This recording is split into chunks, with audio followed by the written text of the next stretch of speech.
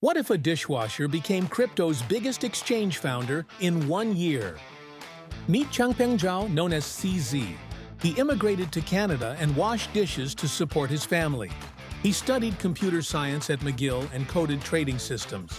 In 2014, he sold his apartment for Bitcoin.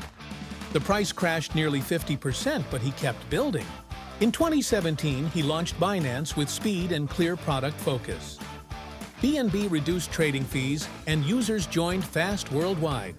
Within 1 year, Binance became the largest exchange by volume.